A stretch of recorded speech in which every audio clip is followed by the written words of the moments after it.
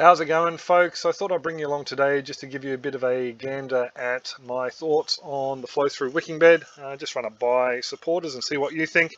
What we've got here is this little plastic container just knocked up really quickly on paint.net for Bianca. We were just talking about it, and it's a lot easier to explain to you guys using this than the beer can that was left on the table.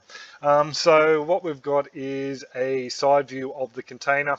These white sections here are PVC pipe, and we'll just zoom in a little.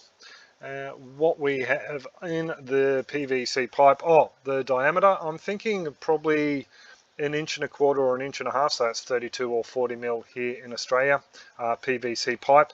And down along below the midpoint of the pipe have a series of holes drilled. Now that's important because I don't want these holes to be higher than the outlet drain. Otherwise all the water coming in would just come straight out through the outlet drain here. Oh, by the way, this is a PVC end pipe, and then I'll have some sort of a rubber grommet or seal on there. So this exit fitting actually is a watertight seal there. Not that it really has to be, as long as it's watertight with the end here. Anyway, where the water comes through these holes needs to be lower than the base of this outlet.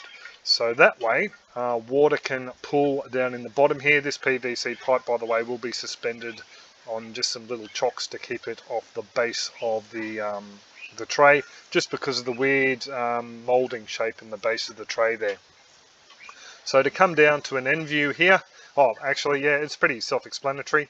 Little inlet will be coming down through here, so filling with water and then flowing through into the fish tank that will be sitting down in here. Now down the bottom here, this is the bit that makes it a little bit easier to explain. To stop the sand going through and clogging up these holes here, and again to stop allowing too many solids to come through into the base here, we will have a section of geofabric. So the geofabric will lay down on the base there over the top of the pipe. Now on top of that, where have I put it? Down here we have some sand. There will be a sand layer, and that sand layer will wick up into some soil. Now with the water level, if we just go, if I can find my water level, there we go there, that water level will only go to there. So there will be a damp barrier between the flooded level here and the soil, so hopefully there won't be any anaerobic issues forming in this layer here. Just swapping over to the phone cam now. Yeah, haven't really got up to much in the patch. We did a bit of a harvest this morning, just some of the small little ball capsicums. Bianca took them off for her salads. I haven't even looked at the hoop house. I've looked at the hoop house, made sure there's nothing getting broken underneath it or spilt out.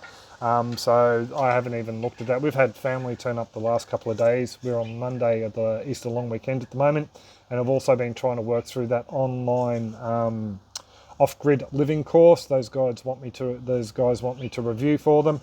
Also getting a load of good ideas there for how we can create an economic engine on the farm to give us some income with not much input from us.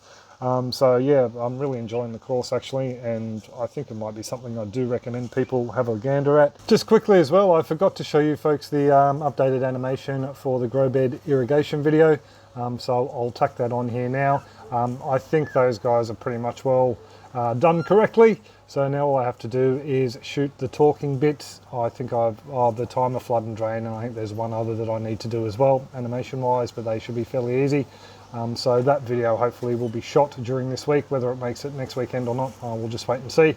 The mini aquaponic one might come first. So hopefully the small aquaponic build, or the first version of that video, will make it up soon. It'll just be the actual aquaponic side of it, and this little wicking bed will be something I do in another video and add on to it at a later date, just so that there's different videos, and you know, people don't see this straight away and think that they have to add a soil bed onto their aquaponic system. So it also means I can create more content, which helps feed the algorithm. And I'm still up in the air as to whether I'll even bother putting a filter on it or making it a flood and drain system at the moment. So interesting to have your feedback. If you've made it this far through the supporters video, folks, just leave a comment down below. But I will pretty much will leave it there. I think I know what I'm doing with that system now, so I'll call that quits today and get on to the next job, which is going through more of the off-grid living course. So I'll leave it there, and I do hope you're all having a fantastic long weekend, if you're lucky enough to get one, and I will catch you through the week. Oh, by the way, I did release another little short last night on best fish for aquaponics. Sorry, I don't think I put it in any of the supporters areas, but you should have got a notification if you're subscribed to the channel. Anyway, zipping in now. Cheers, folks. Have a top one, and I'll catch you later.